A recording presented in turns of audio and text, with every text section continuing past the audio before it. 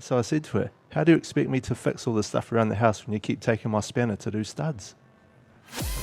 Hi, this is Blythe Tate, and you're listening to That's Eventing terrible. Weekly with Mitch and But Braden. it's so good. That's so true, though. Mitch, Braden, and the man of the moment, really, David Doel. David, g'day, mate. Hey guys, how you doing? Mate, I'm bloody good. Yeah. Mitch, how are you? Yeah, really good. Really hot. You look, Pretty toasty. you look hot, Thank you. if I can say so. That is a compliment, isn't it? Yes. Yeah. Yes. Yeah. Glowing, glistening. Thank you. You know, we're sitting here at the pub, and it is mid heat wave. I think, what did we push today? 31 degrees. Yeah. Yep. So bear with us as we all struggle through this. But what I did want to start to say is, David, here we are at the Red Lion. Is it Lecoq? Is that where we are? It's a laycock. Lecoq. Laycock. Laycock. Do you want to just set the scene a little bit, David, of where we are right now? So we are in the Red Lion in Laycock, which is, if I could walk, is only about 2 fields away from actually where our farm is, where all the horses are and where I live. But Laycock is a very pretty little village. It's where a lot of Harry Potter was filmed. Oh, yeah. What scenes? Do you... Loads and loads. Really? The big abbey down the road. They did the big chess scene in the first they? one. Yeah. Oh. And then a whole load of sort of like the later films were all filmed just down the street down there. So yeah, the loads of scenes were done here. They spent years filming. Well, it's going to have to go for a drive down there afterwards. Check Yeah, it all out. maybe bring the wives back, a little weekend escape. Yeah. Is that the sort of thing that people do in Absolutely. Laycock? Yeah. There's a nice little like sort of restaurant with some nice pretty bedrooms above it, just sort of down the road. And I think actually they have bedrooms here as well in the Red Lion. And yeah. Nice. Well, as lovely as that is, I suppose, Mitch, it's not like we brought David along to chat about Laycock. Well, I don't know. We could just talk Harry Potter all night. Yeah, We've well, got a we've done few it Harry before. Potter fans out there. We have done it before. But no, mate. Obviously, Burghley last week, and we are dead keen to dive into some Burghley chat. But more than that, you know, you're flying at the moment, having an amazing time. So yeah, we're just keen as to crack into the 10 questions. So we've prepared 10 questions for you, David, and I think we're going to get straight into it, really. Cool. And so the first question's with me, and it is, what were your expectations heading into Burghley? So I think the aim was really a top 10. We always knew sort of Galileo, he's sort of between about 13 and 33 in his dressage, and then sort of like the aim is to try and keep him on that score sort of as well as we can do. And we sort of knew that would just sort of put us in the top 10. Knew if I could stay on that would probably be a top 5, and if I had a pole or a few time faults or whatever, then that would probably sort of put us in the sort of like the lower top 10. But yeah, no, top 10. Perfect. And you and Galileo, as I said, are having an amazing run. Yep. What's your prep been like for those that haven't been following you specifically? They just turned up to Burghley and went, shit, that David Doel guy, he goes pretty good.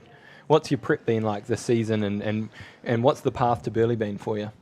The path to Burghley, sort of the short term, I mean, he's been basically, for the last 2 years, he's been flying. Sort of started really badminton last year, and then since then, he had a pretty good PO where we led till the very final fence, which was a bit gutting. Just to say the least. But yeah, and then he came sort of straight out this year. I think he won, was first and second his first couple of events. We flew over to Kentucky and he jumped double clear around Kentucky, came back, had a little bit of a quiet period, sort of middle of the year, but then went to Hartbury, second at Hartbury, and then just carried on the form through to Burghley, and he was pretty epic. Bloody epic. How's that sound for a run-in? Yeah, not too bad, eh? Yeah. Would you let us do a little bit of po-chat for that final fence? Yeah, absolutely. Yeah, no, we can cope with that. Do you want to just paint the picture? I mean, because you are riding such a high at the moment. If there's ever a time to talk about the last fence at Po, probably now's it. So do you want to just paint a picture and talk us through what went on out there in France? Yeah, so sort of the same sort of thing. We did our sort of pretty standard can't remember, 30, 31 dressage or whatever, galloped round, clearing the time, and just slotted us straight into the lead out in Po. And it was pretty cool, actually, sort of a little bit nerve-wracking and cool at the same time, where that sort of like when you're watching that collecting ring just sort of empty, sort of as everyone sort of disappears, and to sort of be left out there just on my own was a bit different. Sort of I have been in the lead a few times, it's sort of some slightly smaller events and things, and I haven't ever really noticed it, and just sort of like the quietness of everything. You haven't got any sort of crazy foreigners trying to like crash into you or anything like that in the warm-up either. Says the Englishman in France. Okay. Point taken. That's good. But yeah, look, he jumped pretty mega, to be fair, out in Po, and the last line, I can't remember, it was an oxer to a double on a dog leg to a vertical. A vertical is the last fence, and it was just jumping into the crowd, and he jumped it in front, and I cannot remember when he's ever had a pole down behind, and I don't know whether I just jumped too much into the towards the crowd or whether something distracted him, and I think possibly actually everyone thought I'd already jumped the fence clear, and they did actually start to cheer, and I don't know whether that just made him tighten that little bit. But yeah, it was just one of those things that I don't think I've watched it back time and time again. I sort of think, should I have added a stride? Should I have tried to kicked a bit more? But I was happy with what I did. Yeah, man. He went down the fences beforehand really well, really balanced. He turned into it proper, and look, they're 500 kilos of live animal. Sure. And, we can't always dictate what they're doing, and although we'd like to and we try to, he just tightened that little bit. Just had it down. And just had it down. Yeah. Can you blame him? No. And that was it. Where did you finish there? Fourth. So it's still not bad. Nothing. No. Shake a stick fourth at, and a really. 5-star. Yeah. No. So it's still not too bad, but yeah, no. It was pretty gutting. Yeah, gotcha. Which makes, I guess, the future successes all the sweeter in the partnership with that horse. But which we're going to dive into. But I don't want to take it all, Mitch. I think we're at question number 2. We are just heading back to Burghley, because why not? People were expecting you to kind of, go out and smash the cross country, which you did. Yep. And I think you brought home the Avebury Trophy as well. Yeah. How do you kind of manage that kind of expectation that everyone has for you on Galileo to go out in there and just nail it like you did? So we sort of as a team, and the way that I find easiest to work is really sort of like we plan and we have a plan and you stick to the plan. And the plan can be adapted, but I have to have a plan, and so you go out there with your plan, and you stick to the plan, and then that's how you jump a clear round basically. And so as long as if you deviate from the plan, that's normally when things go wrong. So how far out are you deciding on the final plan? Like you said, you can adapt the plan. If we're talking cross country specifically and walking the course, obviously you arrive, I imagine you're walking it a few times.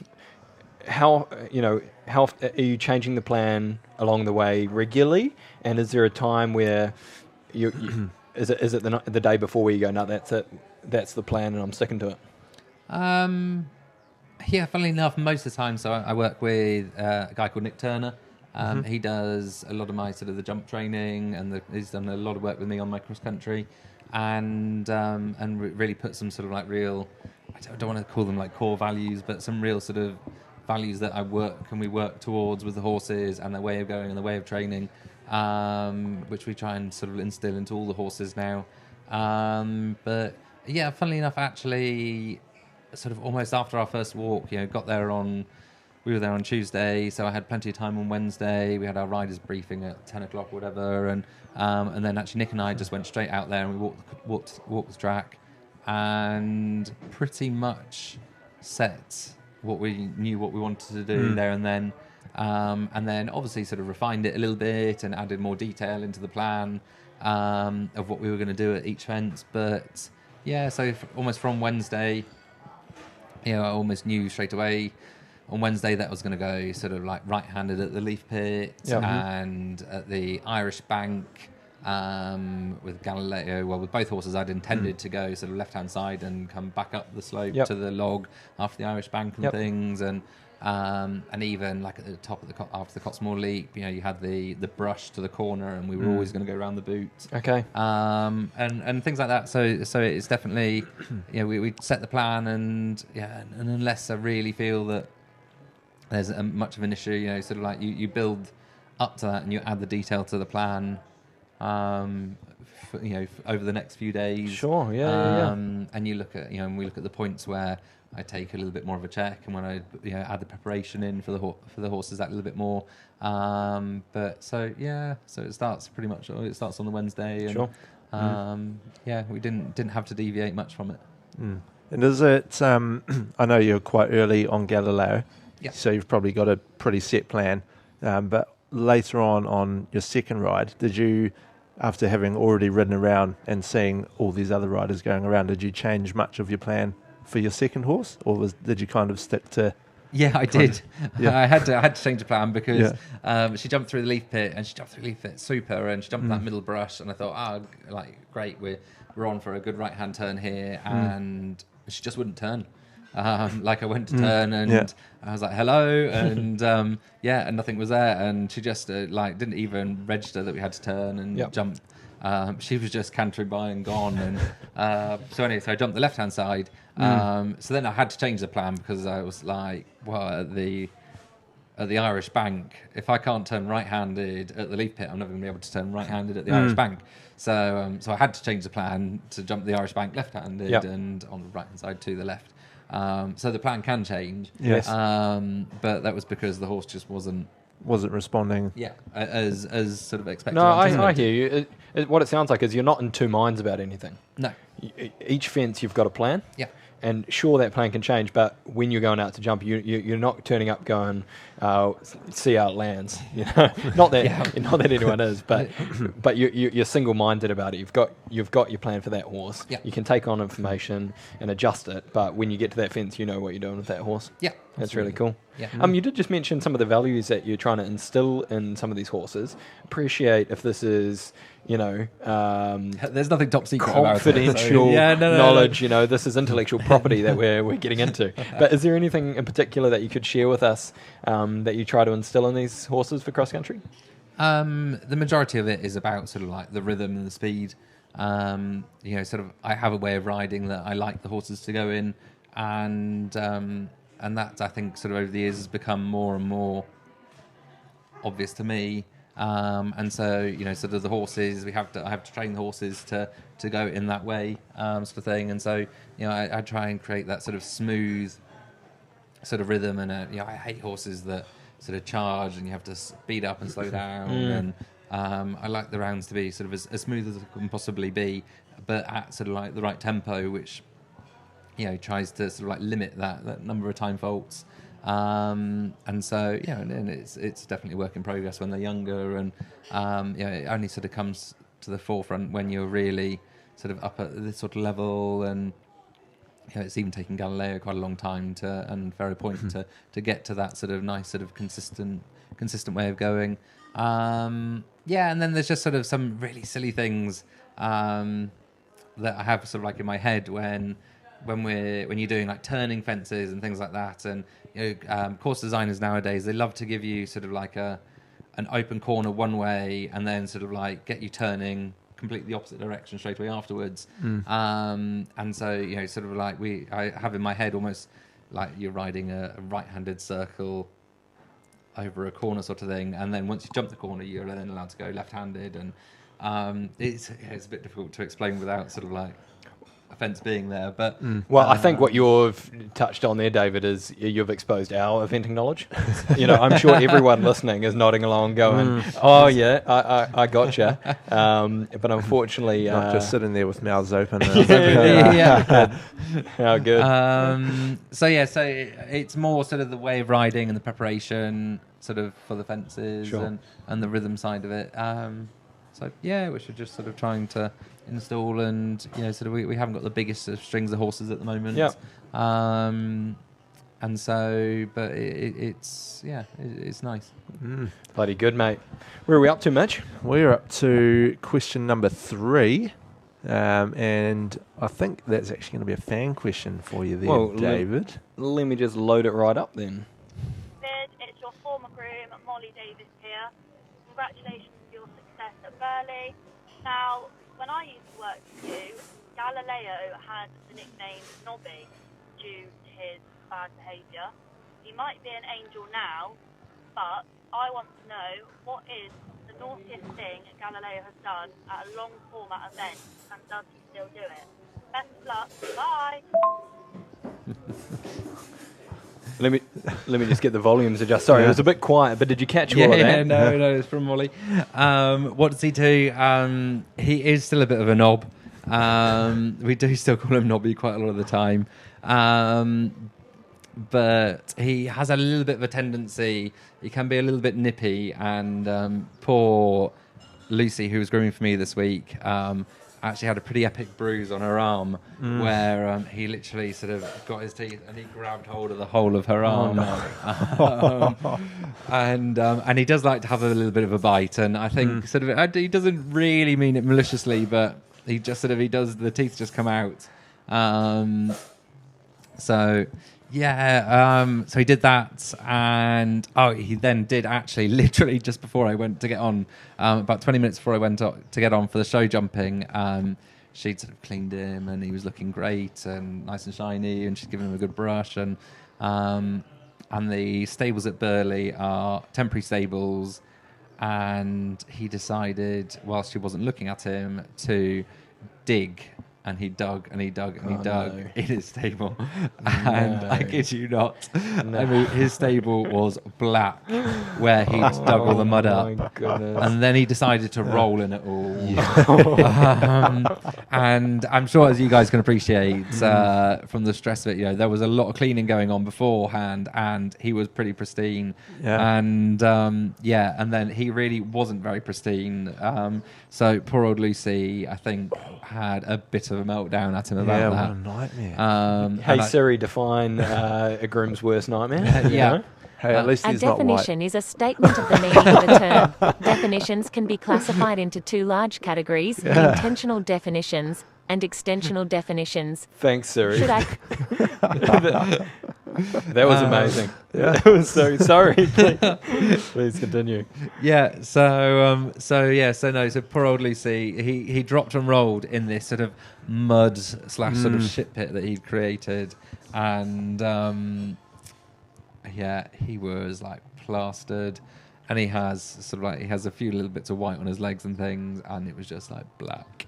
I rate that. Bit of personality. Yeah. Good on him. You know. Why not create a bit more stress? So, and I was oblivious to this because sort of like I'd gone off for a few interviews and gone to collect my Avery Award and things, and so I came back all like smiley and chirpy. I was like, "Oh, hi guys," and he was there tied up outside his stable, and I was like, "What are you doing with him there?" Like, we don't ever really tie up outside the stable at events, and actually everyone else had basically gone by the time sort of abandoned our stables, but I was like, "Oh, what are you doing outside with him?" And she was like, "Look at the state of his stable," and there was just literally just black and mud, Oh my goodness. like everywhere. Love that for your groom. So that was probably between sort of like the little bit of biting and the rolling. He does love a roll. So Perfect. Yeah. Well, I think we've got some more Galileo chat lined up, Mitch. We sure do. And we want to hear kind of the backstory of Galileo.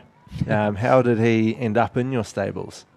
So I went to try a horse with a lovely lady called Joy Dawes, who lives sort of towards London. And she actually had 2 horses, lovely horses for sale. And I tried to buy the other horse off of her. How often is this the story? Yeah. Sorry, carry on. And so tried to buy the other horse off of her, and Joy said, "Oh, well, that's fine." She said I could take the other one cross country schooling, and she said, "Oh, whilst I was there, she'd had a little bit of a bad accident, so she asked me if I could cross country school Galileo for her while I was there." I was like, "Yeah, no bother," sort of thing.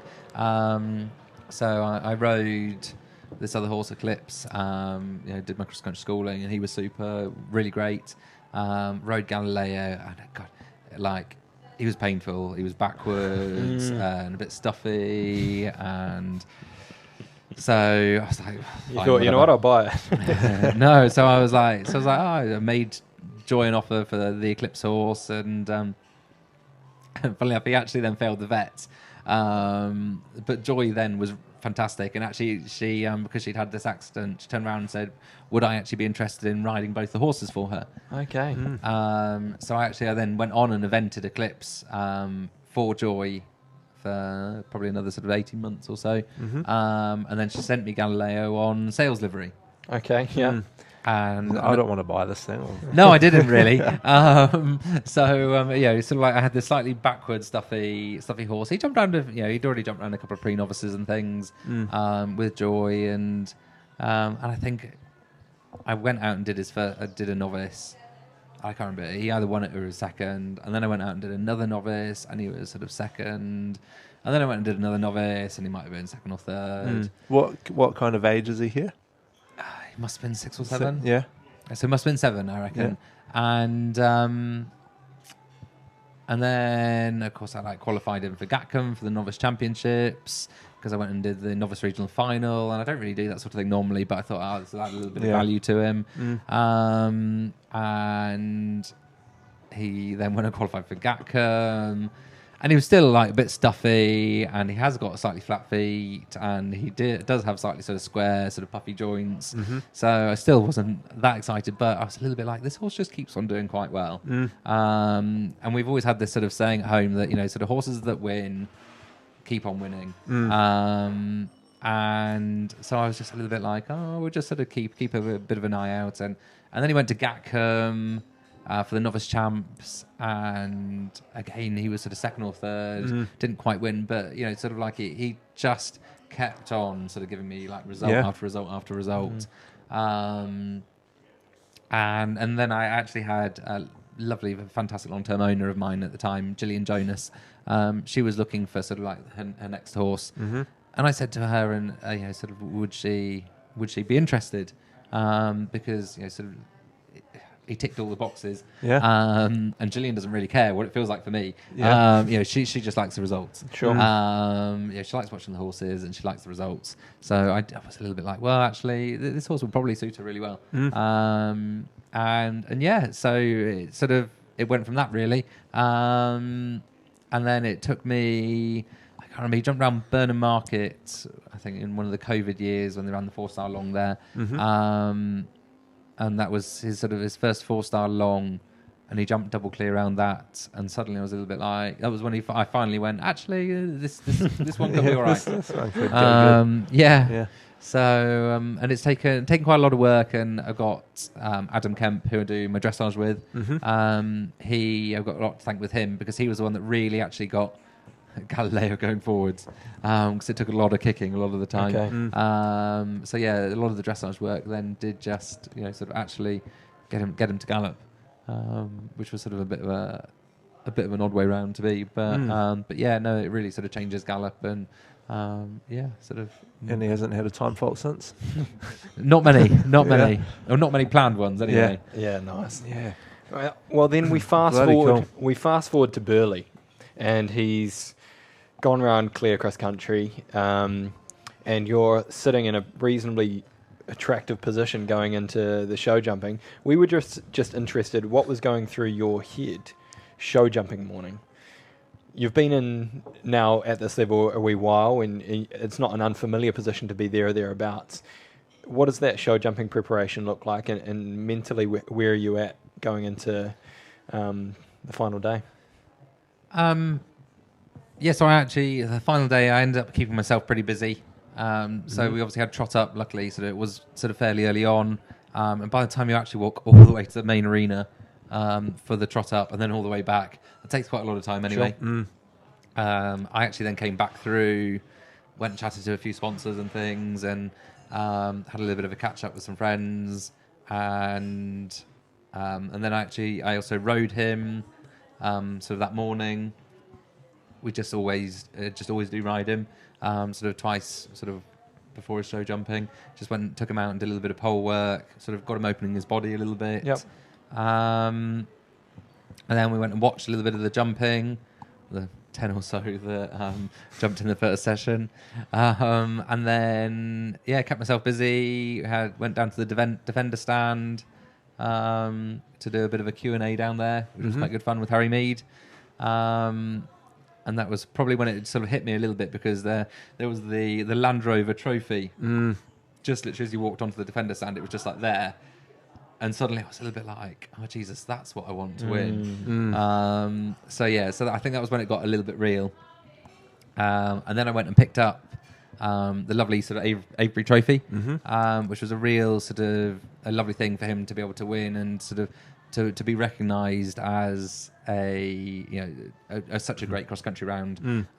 He's been an absolutely phenomenal cross country horse the last little while. So to have sort of some recognition, I think for him of that was pretty. It was actually pretty special, which was lovely. And then by the time I picked up that, actually it was a little bit of a rush to actually go get on him and come up for the jumping. And then sort of a little bit like I said with the cross country. The jumping, we had a plan as well. And the plan was to not be up there for too long, because I had already ridden him in the morning, so I think I had about 20-25 minutes up there at the most. And then we have a set routine of fences that I normally jump with him, and sort of that routine over the last little while has been produced in the clear rounds. So we built the fences, and and he was jumping out of his skin. Nice. So how were the nerves? You come into the ring, you finally see the massive crowds. Does it hit you? You're like, holy, we're back at Burghley? It wasn't so much that. It was just how quiet it went.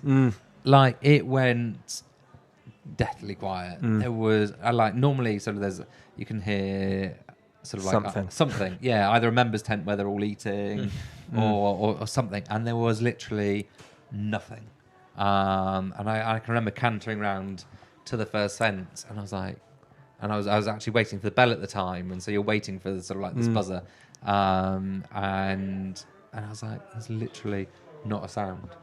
And because I was there going, have I missed the bell? Have I sort of thinking, has something been too noisy to make me miss it? And I was like, no, there's no noise at all. Yeah.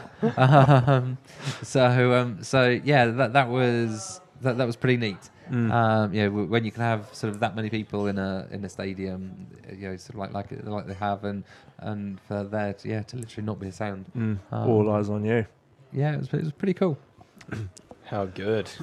Good, Mitchell. Yeah, wow, that sounds, bloody nerve-wracking. Don't think I'll want to do that one day. Not for you? No, not for me. I never say never. It's pretty cool. You never know. Could take it up and see where we end up. But on to the next question. And we're going to just go back to the cross-country a little bit and just see, is red your favourite colour? No. No. Where does the red... The red come from? The red comes from my granny. So I used to ride in green and blue, like green and blue squares when I was very little. And so I have loads of sort of pony club photos of me in green and blue. And my granny always used to complain that sort of so many other people rode in green and blue, and she could never see me. So I said, oh, well, I'll change my colours. Yeah. And she mooted pink. Okay, yeah, I'm listening. Yeah, and I wasn't so keen on pink. How do you mean? I don't think I really need to explain Yeah, that. okay. Yeah, just being difficult on that one. So pink did get pushed aside, and then she said orange, and I still couldn't quite do orange. Sure. So then we decided, that red. We'll meet you in the middle. Yeah. We'll go red. Yeah, so that is how red came about. I tried to claim that Paul Tapner stole my red colour, but he was probably riding in red before I was. But I just hadn't really noticed him. So Sorry, Paul. Big fan of the show. Hey, I love that from Granny, by the way. Yeah. So how old were you at the point where she's pulling the strings on your cross-country colours? Maybe 8. Okay, Yeah. all right. So it was Okay. early Yeah. doors. Oh yeah. I see. I was picturing you as sort of 22, 23. Oh no. David. It might have been 10. But, Yeah. Nice. Well, it's That's- definitely distinctive and easy to pick out. Mm. So well done, Granny. Yeah, she's done well, actually. Yeah. What are we up to now? I think we're on to Braden. Have you got a fan question lined up over there? Second fan question. Let me roll it for you. See if it's a bit louder. Hey guys, Jade Roberts here, a former travelling groom to David Doel and a huge fan of the show. Congrats for the super result at Burghley last week. My question to David is, apart from Galileo being your current horse of a lifetime, going back to juniors, young riders and senior years, were there any other horses of a lifetime that have highlighted your career? And do you currently have any young horses in your barn that we should be looking out for in the future? Also, we know that you said you were going to take Charlotte, your lovely wife, on holiday with your Burghley winnings, but I do hear that the guys at the yard would love a industrial washing machine. Just thought I'd drop the hint. Thanks guys, bye. Shout out Jade. Yeah. Oh, that's a What definite a question. multi questions. So yeah, the horses wise, Can I just jump in before you go? Are you allowed more than one horse of a lifetime? What's the etiquette? I mean, horse in of general- a in general. lifetime. Well, Surely yeah, only- but I don't feel that my lifetime's over yet. Yeah, so gotcha. I mean, sort of, I might just go with sort of. I could go with my top 3 horses, maybe. Okay. Yeah? Oh, I was Something- more trying to understand just the eventing etiquette, really, because Yeah, I suppose it's my lifetime so far. word for word, horse of a lifetime, it sort of feels like one horse. But you know, when you look at some riders going around on some bloody lovely horses, you're like, you've got 2 or 3. That's unfair. Do you know what I mean? You can't have 2 or 3 horses of a lifetime. Yeah. But I guess that's what Jade's asking. You've got Galileo. Has there been anyone else? I had a junior sort of young rider horse called King's Cross that gave me a lot of my sort of early success, and which my granny and my mum owned. We didn't buy him for very much, but he taught me a lot about riding, but he gave me sort of a lot of success on sort of like the international stage that I think probably wouldn't have given me quite so much enthusiasm otherwise. And then it's difficult after that. We've had quite a few of them. So yeah, probably him. Again, he wasn't actually much fun to ride. You used to have to work pretty hard on him. And then I had a beautiful mare called Miss Caruso that again won a lot of, sort of internationally. And she was probably one of the nicest horses that I'd sort of have ever ridden. And you know, she had just sort of like, she just used to really move on the flat and just used to really sort of ping over the fences. So then after that, probably sort of Galileo. Nice. So those are, I'd sort of probably my 3.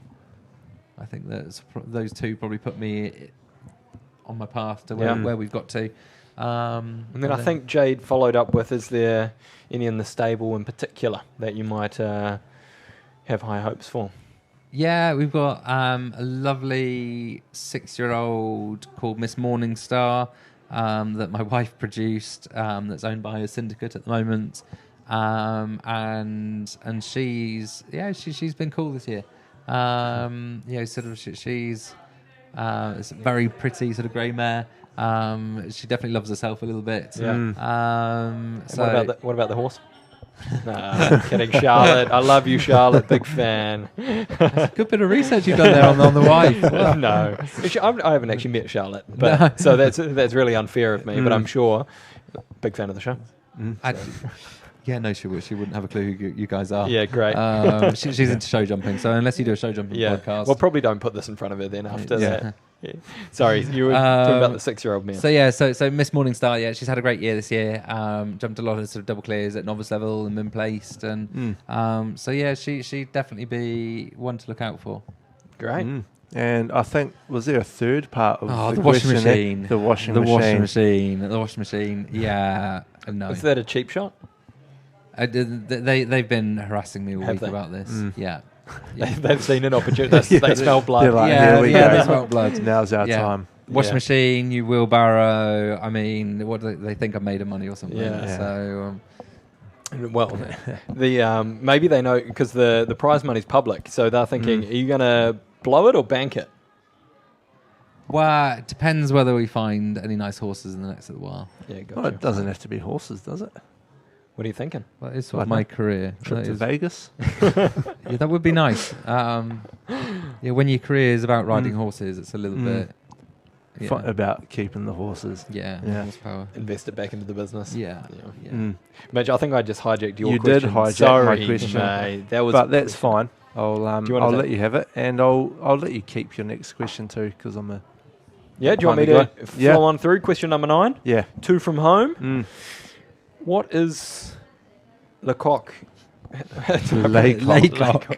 It's just, it looks French. It's spelt Lecoq. It Lecoq. is spelt It is Lecoq. spelt Yeah, I Lecoq. can give it to you guys. Yeah, thanks. Yeah. Yeah. What is Lecoq dairy ice cream? So that is so it's myself, my dad, and a lovely lady called Jane Lear. So we own an ice cream company. Oh, yeah. My dad and I and my cousin and my uncle also own a farm with a lot of cows on, which Convenient. which produce a lot of milk. So the majority of the milk actually goes to Cadbury's for chocolate. And then about 2-3 cows worth we make ice cream out of. How much ice cream do you get out of 2 or 3 cows worth of milk? About 100 litres. Oh yeah. 100 litres of ice cream. Yeah. So Uh, most days we have a lovely lady called Denise that makes the ice cream with my dad. And sort of most days we make about 100. So we use about 100 litres of milk that makes about 150, 160 litres of ice cream. that's, Oh, yeah. that's high volume, mate. Yeah. How big's So- this setup? Oh, not very big. It's about the size of a stable. So high volume. No, we're definitely small scale. Sure. Yeah. We're small scale. But bigger scale that you're not just providing for your own family. No. Yeah. Where are you supplying into? Lots of local pubs. Yep. Restaurants. Quite a lot of farm shops. Cobbs farm shops. Yeah, Allington Farm Shop up the road. We've got Whitehall Garden Centre. Our local pub, The Bell, sort of up the hill here. And then we have 2 wholesalers that we supply as well. Great. So actually, no, look, there's quite a lot of ice cream. Is leaving the farm every day Sure. at the moment. Luckily, sort of, it's definitely this little bit of nice weather has perked sales up quite nicely. I don't Yeah, I doubt would it. imagine. And- What flavours are coming out of there? Oh, yeah. What flavours? Tell me vanilla. Oh, absolutely. Vanilla. Right? I think if we actually wanted to make any money, we would just make vanilla. Well, it's the best flavour as well. It is. It's what, sells the best. It's But popular by- for a reason. Yeah, outweighs sort of every other flavour Really? basically. Yeah, outsells it massively. But yeah, salted caramel's a big popular one at the moment. We do a couple of slightly different ones. We do like a tiramisu. Yeah. Oh yeah. A little bit of a mint chocolate. Bougie. We do my wife calls it rice cream, so I'm not into the veganism Sure. side of stuff very much, but there is obviously a demand, and you have to supply a demand, Sure. and so Yeah. we make what my wife calls rice cream. So we make an amazing mango rice cream. So Oh, yeah. It's instead made- of milk. It's made out of rice milk. Gotcha. Now, I've never seen a bit of rice being milked, and I've got no idea how they do it, and I don't really want to know how they do it. Very small teats. Very, Yeah. Yeah, very. I mean, I have sausages for fingers, so Gotcha, it's it wouldn't not be good. any good for me. But yeah, so we make some mango rice Rice cream. cream. Mango rice cream. Yeah, and that's pretty good. Nice. Yeah. has this been a new thing, or has your family always been in ice cream? And how did that come about? No, so my dad set it up with a couple of friends, probably 7 years ago now, and it ticked along quite nicely. And then when COVID hit, the one of the other business partners sort of went, I can't really see it going. And I was a little bit like, well, I'm sat around doing not a lot, and I could sort of see some things that we could do to sort of develop the business a little bit more, and so I said, well, what happens if I sort of buy your share out? And so I bought sort of a third of the business from this partner, and and it's gone on from strength to strength, really. Fun. Yeah, and it sounds really bad, but obviously COVID was not a good time for a lot of people, but for us as a business, it really, we're in an amazing location from Laycock. What we actually did was we ended up selling a lot from the farm, and that really sort of saved the business. When everyone had this, we were allowed like an hour's walk. Well, our sort of farm was about half an hour from Laycock and half an hour back, so people used to walk to us to buy some ice cream. Amazing. And it was a really good excuse for them to go out for a bit of a walk. So it definitely sort of that saved sort of the business a little bit, and we were really able to build on from it. And so the business has sort of expanded, and we've got it to sort of a fairly sort of decent sort of level now. Amazing. We'll be keeping an eye out, won't we? Shit, yeah, up mate. to that pub. Shit, yeah. A bit of ice Straight cream to Cobbs. Yeah, I'm ready for it. All right, would you look at that, Braden? Yep. We've flown through. We're up to question number 10 already, and we're just going to kind of look into the future a little bit in our little crystal ball. What's on the horizon for Raybridge eventing? Are we talking short term, long term, medium term? We'll start off with medium term, shall we? Medium term. There you go. Define that. Straight down the middle, guys. So medium term, probably aiming for a badminton again next year. Yep. We're gonna work hard on that dressage over the winter. We sort of wanted to prove a little bit of a point to the selectors at Burghley this year, and hopefully we've done that a little bit. And the Olympic team is obviously a bit of a hotly contested, isn't it, team at the moment, but we want to make sure that we're there, and we're putting ourselves forward. And I'm very lucky. I have some. We work a lot with the world class program anyway, so I'm really lucky in that respect. I have a lot of help and training and support. But we need to be able to get that dressage down a little bit more, and put ourselves out there for that Olympic team. How good. Why the hell did you go medium term? What is that? Well, what's short term? The horses are off on holiday now. You got much on for the rest of the season? Yeah, so we've got... Hey, there you go. Yeah. We've got 2 days at Cornbury, Thursday, Friday, 2 days at Westwilt, Saturday, Sunday. We're going off to Varsaveld, going to Holland for a week. Going to do a couple of 3-stars out there. We've got a couple of horses stepping up to advanced at Little Downham, which should be quite exciting. And then we've got a couple of sort of younger ones that are going to come through, and sort of hopefully go and do. Sounds really bad. Do their first few events at this time of the season. Yeah, do their first few events and try and sort of squeeze a few in as well. So we've got busy enough time. I know I've said it a few times, but I do owe the wife a little bit of a holiday. I took her. I hardly dare say this. I took her to Villamora show jumping last year. You romantic. They say romance is dead. Yeah. Absolutely. It wasn't quite as romantic as I thought it was going to be. Turns out show jumping in Portugal isn't quite as romantic as you thought. No. Oh. It's the thought that counts. Well, that's what I told her. Yeah, exactly. And keep telling her. Yeah. So no, it might be somewhere without horses this November. Perfect. Yeah. Mitch, how right good. Then. Question 10. I'm happy, mate. I'm really happy. And that sort of signals the end of the meat of the chat. And we move on to the final section. And what we've got lined up, David, for the final section is we just want to do a bit of a review.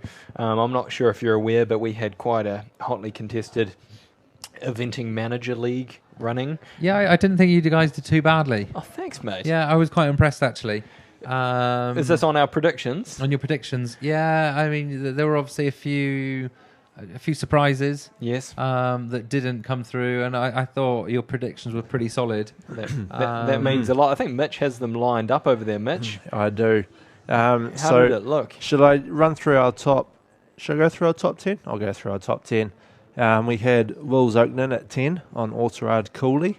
Pippa Funnel, Myers Hope at number 9. Number 8, Alice Casburn on Top Spin. Number 7, Harry Mead on Tenerez. 6, Austin O'Connor on Colorado Blue.